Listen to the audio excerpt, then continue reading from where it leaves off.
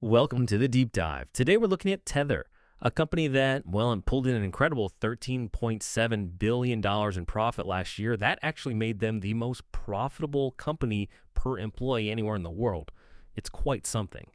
But this story is way more than just the numbers. Tether has this really surprising, pretty ambitious vision for global stability, and that's what we want to unpack today. Now, most people, when they hear Tether, they think USDT, the stablecoin, right? Our mission here is to go, quite a bit deeper than that. We want to explore their unexpected sort of blueprint for the future and some really audacious investments they're making. And our sources, including a really recent chat with Paolo Ardoino, he's the CEO of Tether, and also CTO of Bitfinex, they've given us some genuinely fascinating insights. Oh, absolutely. In Tether's perspective, it's not just about one digital coin. It really comes from a deep understanding of how global financial markets actually work. And, their unique position within those markets gives them a pretty impactful role. Understanding their thinking really helps you see how they view the future, not just of finance, but maybe society itself. Okay, so let's start there. You hear Tether, you think stablecoin, it's almost automatic. But Paolo Ardoino, the CEO, he defines the company, quite differently. How does he actually frame Tether's core purpose? Yeah, this is where it gets really interesting. He makes a point of not calling Tether the stablecoin company. Instead, he calls it the stable company. His goal, he says, is to help bring stability to society by providing stable money. It all boils down to this fundamental idea. For society to function well, to be stable, you absolutely need stable money. Full stop. So USDT, in their eyes, isn't just a product they sell. It's a critical tool to achieve that stability, especially, in emerging markets where local currencies can swing wildly. Think about the impact that has on just everyday people trying to save or plan. And that massive financial success, the $13.7 billion profit you mentioned, that's not just like a side note. It's the engine, right? It's what lets them pursue this bigger vision. I mean, being the most profitable per employee globally, that's serious capital. They're not a niche player anymore. Exactly. That profitability is precisely what fuels this ambitious roadmap. It lets them invest in things that on the surface might seem totally unrelated to stablecoins. We're talking AI, even brain-computer interfaces. It all fits under this bigger umbrella idea of building a more stable world. Okay, let's shift gears a bit to regulation. There's been movement in the U.S., right? The Senate passed the Genius Act. Yeah. It's meant to create a federal framework, clear rules for stablecoins. So how does Tether, being the biggest player, the king of the mountain here, how do they view this push from the U.S.? Well, surprisingly perhaps, Tether's reaction has been really positive. Paolo described the Genius Act as truly important. His reasoning is that because the U.S. is, the dominant economic power, whatever framework they set up is likely going to become a kind of template or blueprint for other countries. So it's not just about the U.S. market, it's about potentially shaping global standards.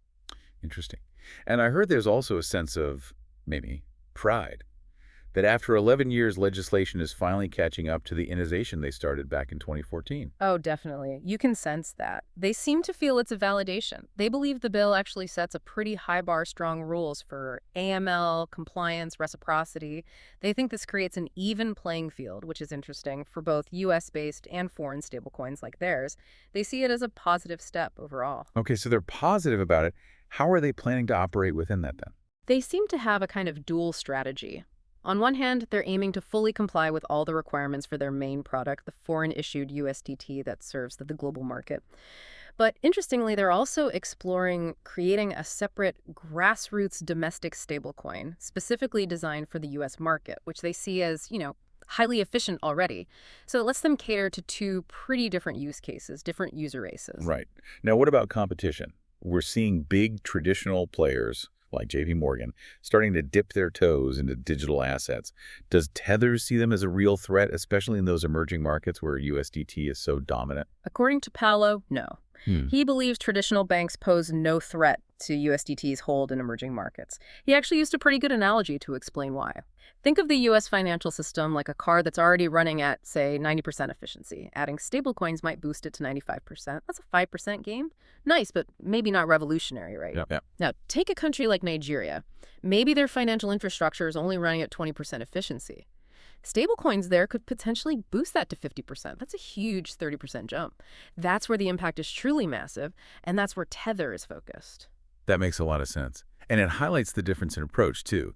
Tether isn't just sitting in, an office tower somewhere. They're actually out there, boots on the ground, as they say, in places like Argentina, Turkey, Vietnam, Nigeria, Kenya, setting up physical kiosks, educating people directly. That feels very different from how a typical big bank operates internationally. Completely different. They really lean into this idea that they serve the roughly 3 billion users who feel left behind by the traditional financial system. And that's not just in developing countries. It includes working class folks in developed nations, too. They genuinely believe they understand the needs of normal people better than the big institutions. That understanding really drives their whole strategy. So let's talk about those normal people. How are they actually using USDT day to day around the world? Is it mostly for spending, or is it more about saving? What are the practical uses Tether sees? This is a key insight from their internal data. Apparently, about 37% of USDT users in places like Turkey, Nigeria, Argentina, these emerging markets we've been talking about, they're using it primarily as a savings account. Why? Because their national currencies are devaluing against the US dollar at what Paolo called insane rates. So for them, holding USDT isn't speculation, it's about preserving value. It's financial self-defense, really. Wow, 37% just for saving. That's significant. And I also heard Tether sees USDT almost like an on-ramp, a pathway to Bitcoin in these markets. Yeah, that's another interesting angle. They acknowledge Bitcoin might be the ultimate goal, maybe the best currency, but it also requires, let's face it, a fair bit of understanding, time to learn. People in crisis situations might not have that luxury, but they do understand the US dollar. So USDT becomes this accessible first step into digital assets, potentially leading them towards Bitcoin later on. Okay. And it's not just USDT, right? They also have Tether Gold. What's the story there? Right, Tether Gold. It's backed one-to-one by physical gold, actually held in secure vaults in Switzerland. Historically, it's been used more by, say, hedge funds and professional traders, for collateral as a reserve asset. But Tether says they're seeing growing interest from retail users, too. Perhaps people looking for an alternative to, like, paper gold ETFs, something more directly backed by the physical metal. Okay, that makes sense.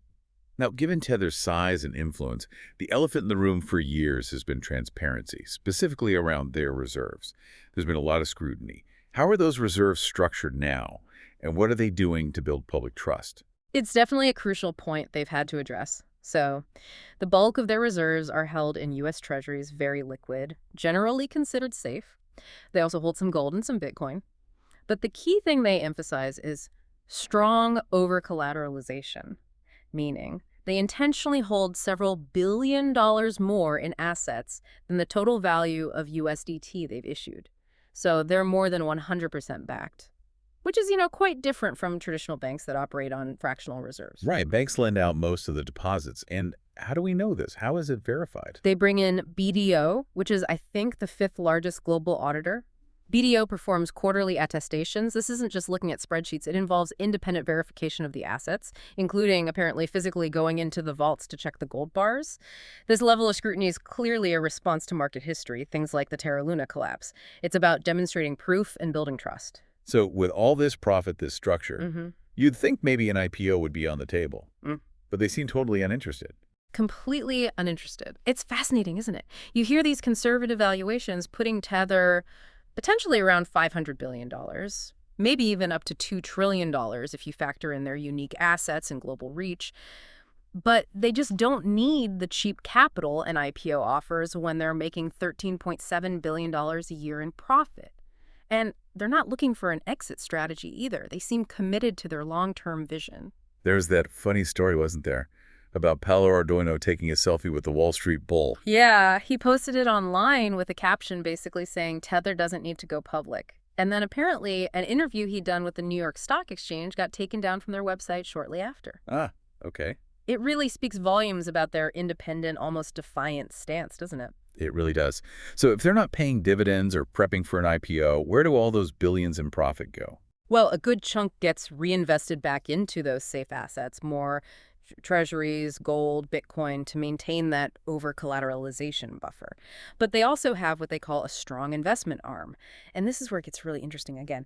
They're putting money into new technologies, biotech, AI, telecommunications, even things like land and agriculture. They see owning land and supporting agriculture as contributing to the ultimate stability of the world.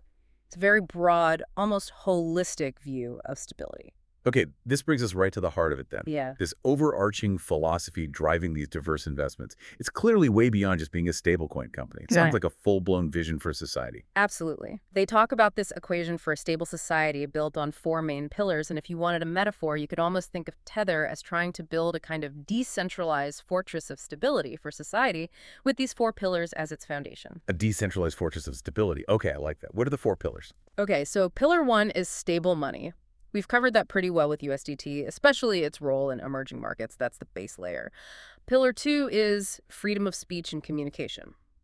Here, they're investing in projects like Key and Hole Punch. The goal is to build communication platforms that are peer-to-peer, truly undisruptible, censorship-resistant, and actually offer a better user experience than existing apps. Undisruptible communication. Okay, what's next? Pillar three is stable energy. The idea here is that stable societies need reliable, accessible energy. They're developing decentralized solutions, like these solar-powered kiosks with swappable batteries, primarily focused on Africa right now. Their pilot program sounds incredibly successful. 500 kiosks, 500,000 subscribers, 10 million battery swaps already.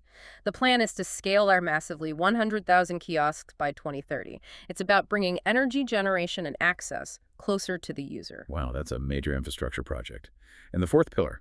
The fourth pillar is stable intelligence. This is about AI. But instead of centralized corporate-controlled AI, they want to build a peer-to-peer AI platform, something that could run on very cheap devices like a $30 smartphone. The core idea is that intelligence should be controlled and owned by the person, not by a big corporation. Stable intelligence. How does that connect to the calculator analogy you mentioned Paolo used? Right. The analogy was, think about how the simple Casio calculator, ubiquitous as it became, maybe subtly diminished our everyday reliance on mental arithmetic. We just reach for the calculator, right? Paolo's concern is that heavily centralized AI controlled by just a few huge companies could do something similar, but on a much grander scale, diminish critical human thinking, make us dependent. So their motto for this pillar is not your AI, not your intelligence. They want to prevent a future where our collective intelligence is effectively outsourced and controlled. That's quite a vision. Yeah. Not your AI, not your intelligence. It really makes you think. Now, shifting back slightly, you mentioned earlier how they're navigating relationships, even with traditional finance. What about Cantor Fitzgerald? That seemed like an unlikely partnership initially. Yeah, that was significant. Cantor Fitzgerald, a major traditional finance player, spent 2 years doing really deep due diligence on Tether, just digging into everything.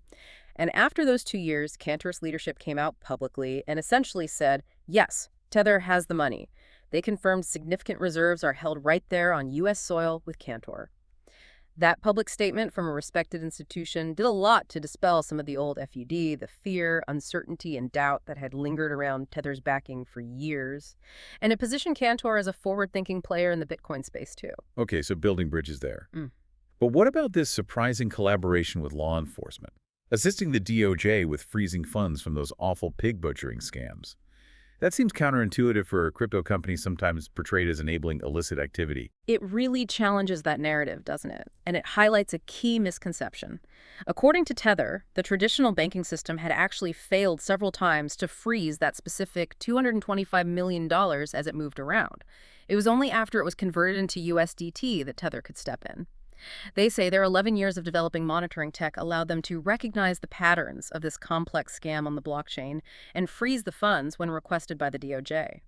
Paolo actually argues this makes USDT potentially the worst tool for criminals because of the transparency and their ability to cooperate with law enforcement when legally required. That's a really important clarification. So this monitoring, this real-time data they have, what kind of unique insights does that give them into market dynamics? They have this internal dashboard, apparently, that gives them a live view of USDT usage globally. Things like tracking user numbers. They mentioned around 450 million users total. And get this, 30 million new wallets interacting with Tether every quarter. That's like Facebook-level growth, as they put it.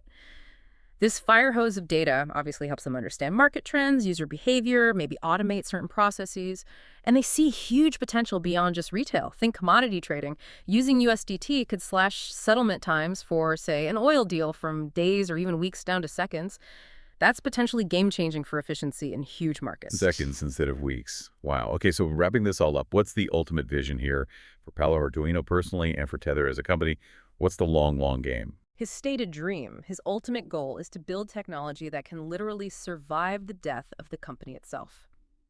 He's talking about creating these truly decentralized systems for communication, for AI, maybe for energy too, that put control and power closer to the person.